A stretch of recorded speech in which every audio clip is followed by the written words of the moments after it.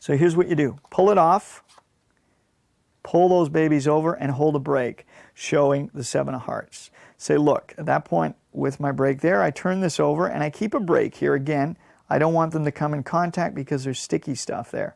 Hold it down, place the 7 of hearts, which they just saw, right on the table.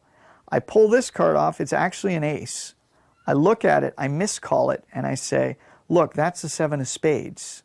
I'll keep it in my hand. You miscall this ace as the 7 of spades, which is actually the card on the table right now. So I say, look, 7 of spades. I snap my fingers. I now turn this over, showing the 7 of hearts here, and now the 7 of spades is there.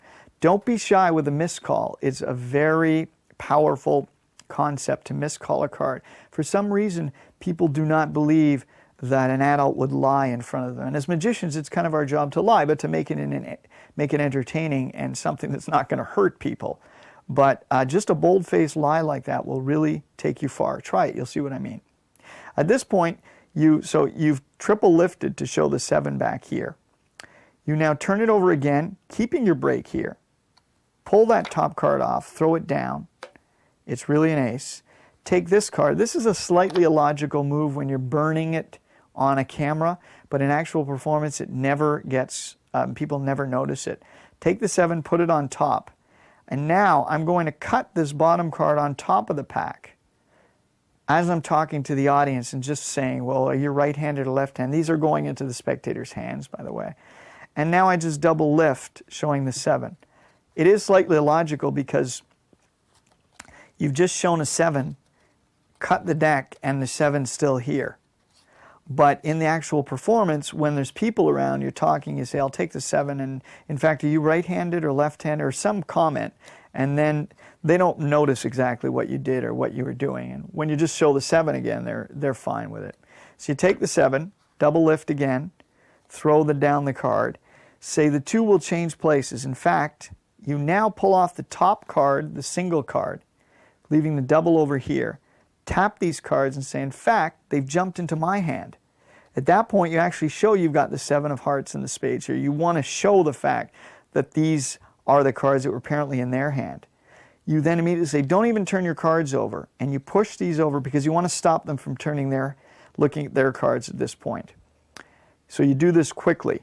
You take these cards, square them up, push them together, and do the move that was done in 10 and a few other tricks, where you pull this card over, hiding, kind of risk killing the actual face of the card. So you turn it over very quickly, and from this angle, you can't see what card I turned over. These, of course, are 2 aces now. So you push the glue together. So here we are, back here. In fact, I just tapped them. We're back here. I just tapped them, and they jump into my hand. Don't even turn your card over yet. Wait, watch. I'll just do this, because I told you I'd show you something amazing, and that's what I want to show you. Because at the beginning you said you'd show them something amazing, and now you're going to prove it. Remember the 4 of a kind you wanted at the beginning, the aces? There you go. When you turn those over, not only did you create a 4 of a kind change, but you've changed them into a card they just thought of. Very, very strong.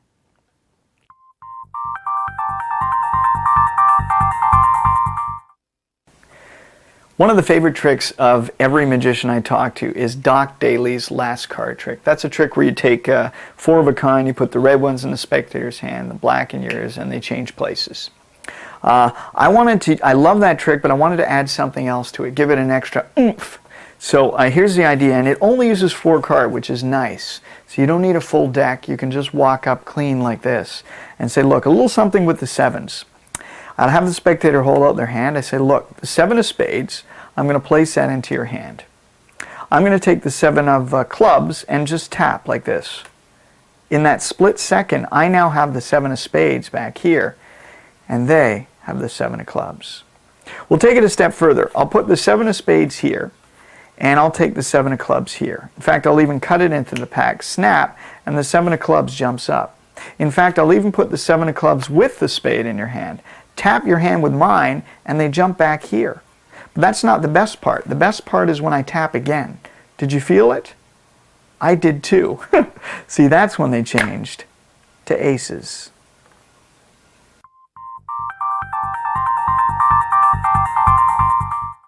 Basically, this is the same handling as the trick called Transformer, also on the DVD. The only difference here is just the approach. In Transformer, you ask someone to name their favorite four of a kind. In poker, and so the ending is a kind of a thought of card revelation. Whereas this one, you just play it for pure fun. You just do, it's all about the changes, and then at the end the change to aces. So this is actually my preferred handling, and it's a really fun substitute for the Doc Daly trick. So have some fun with it.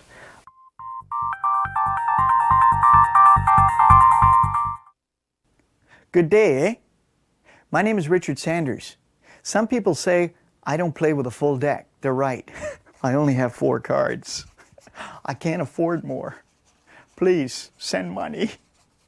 Okay, watch close. A little something here with the magic 2 of hearts. It's quite magical because look, if I place it in the middle, give a shake, it comes to the top. I'll do that again. Put it in the middle, give a shake, it comes to the top. A lot of people say, oh, I know how that's done. All the cards are the same. They are. In fact, there's 1, 2, 3, 4, 10 of spades. Okay, I lied. This trick actually is not done with the 2s. It's not done with 10s. In fact, what it is done with is jacks. 1, 2, 3, 4.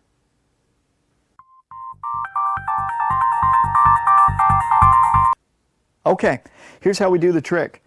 You're going to need a double-faced card. Once again, same idea. On one side, 3 strips of the 3M glue. 1 here, 1 here, 1 here. This goes face down in your hand. Again, you could find this double facer in any pack of double facer cards. You'll find a jack and a 10 spot. Turn the card over, take the other 3 10s, the other 3 jacks, sorry, throw them on top. The only other card you're going to need for this one, I like to use a very contrasting card to this 10. So a 2 of hearts works well. You can use whatever you feel is good. Put this third from the top. Okay, so your 2 is third from the top. Turn it face down, and you're ready to roll. This trick, by the way, is based on Darwin Ortiz's jumping Gemini trick, which is a sleight of hand trick. I applied this gimmick to it, which gives this super visual, amazing ending. So here we go. You apply the Ascanio handling, square them up. You triple, when I square up, I keep a break under that card in my hand here and put these on top. So I have a break under 3 cards. I triple lift, showing a 2 of hearts. I keep a break here. I always keep a break because I want to get at that 2 each time. I don't want to have to try and get the break each time. So I hold a break, flip it over, hold a break again, slide off apparently the 2, slip it in the break, give it a shake, then lift at the break, showing the 2. Come back again, repeat that procedure, pull apparently the 2 off, stick it in, give it a shake. The next one comes up like that. Now, I take this card, I say, at this point, a lot of people think I know how it's done. All the cards are the same. I leave it on top, and I count them as 4 again, keeping the last 2 squared as 1. Do the Ascanio. People think all the cards are the same. It's true, they are. I time the words to when I square the cards up. And now I'm going to do a frustration count, showing the bottom card 4 times. So I show, in fact, it's done with 1 10. Pull the top card off into my left hand. 2 10s. Pull that off. 3 10s. Pull that off. And hold the last 2, the double card as 1, and show a 10. I square these up, and then I say, actually, when I square these up, I use this double card. I say, actually, this trick is not done with 10s. This trick is not done with, you say you lied. You say the trick is not done with 2s. At that point, you're going to flip this whole parcel of cards over in as one parcel.